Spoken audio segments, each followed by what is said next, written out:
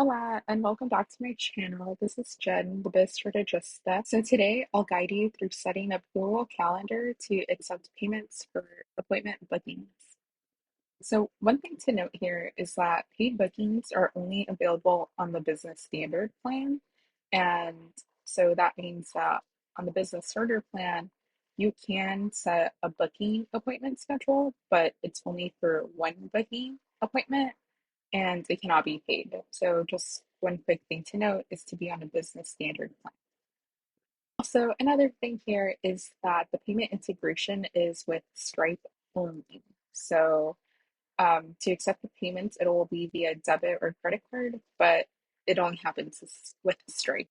All right, so let's get started in creating a paid booking link. So you first go to Google Calendar, and then if you see on the top left-hand corner under Create, you click on that drop down and select Appointment Schedule. It's the last one. So I'm going to walk you through how I set up my previous one to a Notion consultation link. So we're just going to make one together. You put in the title here. So what people will see? How long will your appointment duration last? You can set the general availability then to repeat, or you can set it to not repeat. So it'll only be like for the week. Then you can select the dates and times. So I like starting calls like this around 10 and then 6. Clicking this, the or one square and then the line underneath will copy the time to all of them. If you click on the circle with the line across, then you can say that you're unavailable on just like Tuesdays.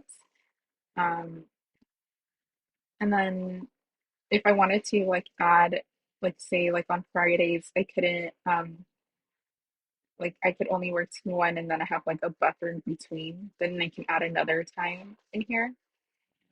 So like I couldn't work from like 1 to 6. You can like different separate the different time bookings for specific days. I think it only lets you do it twice, or no, you can add another one.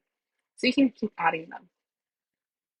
Let's probably take this one off.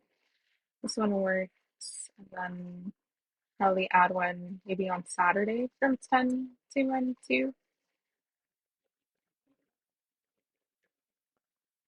Okay. And then you can also set a scheduling window. So you can say that it starts now, or you can set start and end dates. I like having mine up to 30 days in advance. Any minimum time before the booking appointment starts.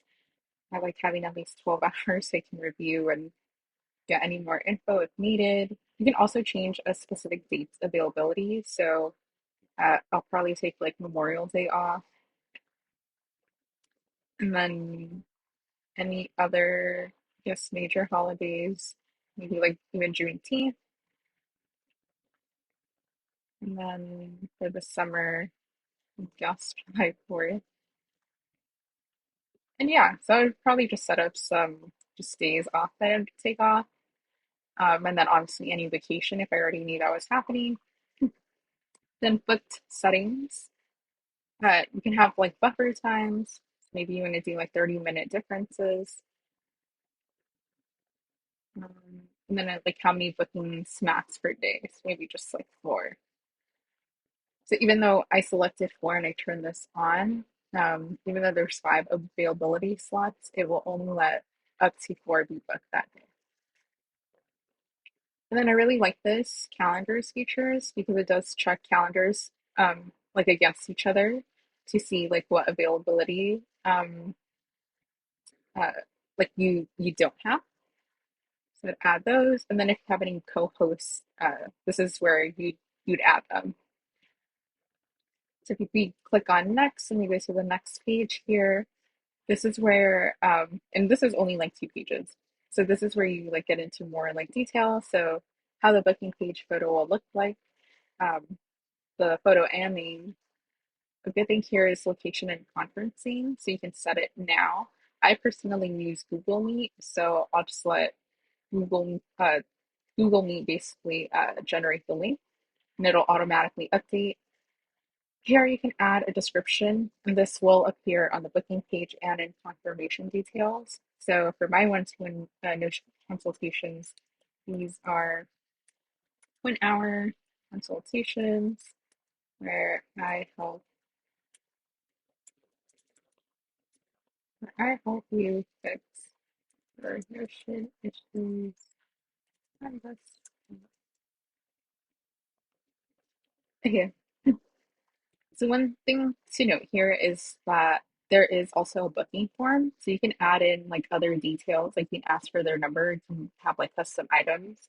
So here, I'd probably ask like, what is the number one thing you need to address during our meeting? Also, list up to three more issues. Time for mixing. And then this is required. So that's one item. And then this email verification usually just gets toggled on when you're not accepting payments. So it's a really good way to like ensure that you're not getting spammed.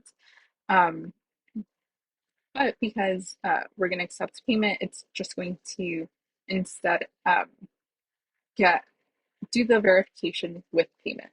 So if we require payment when booking, my consultations are 100. You can manage your options, payments, and settings. If you click on this, this is where you can then um, connect your Stripe with Google Workspace. You can then also have a cancellation party policy. So for me, you can reschedule once. Just give me a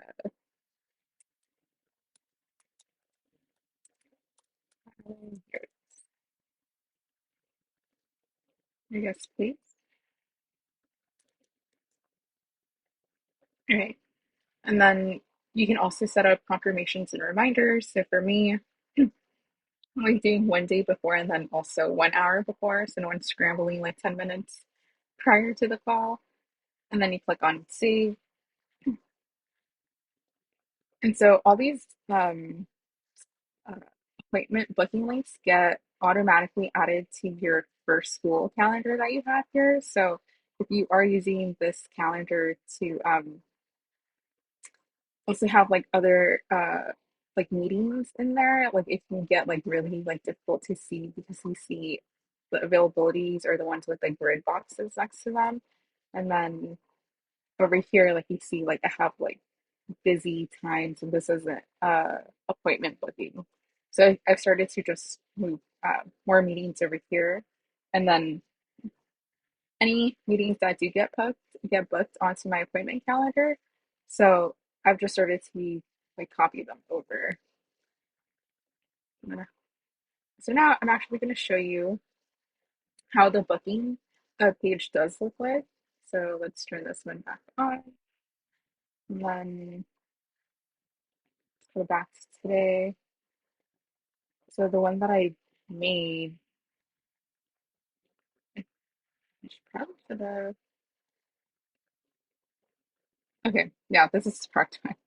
Probably should have put tests on this. So if we open the booking page, this is how it's going to look like when you share the link. Up at the top, it's yeah. So this is how it's going to look like up at the top left hand corner. How well like my name and the picture will show up. The one-to-one Notion consultation at 60 minutes, 100, basically standard information that we had set up on the back end. The description, and then say someone wanted to book one on Monday at 1, uh, contact information is already, like synced if, like, depending on how they have their setup happening for my autofills. And then here's that one question that I set up. So it's the number one thing that you'd like to address. So, and it's required. So whatever they put in, and then my cancellation policy. Should probably put like there are no refunds. So then when you check out and book, it's just going to redirect them to Stripe.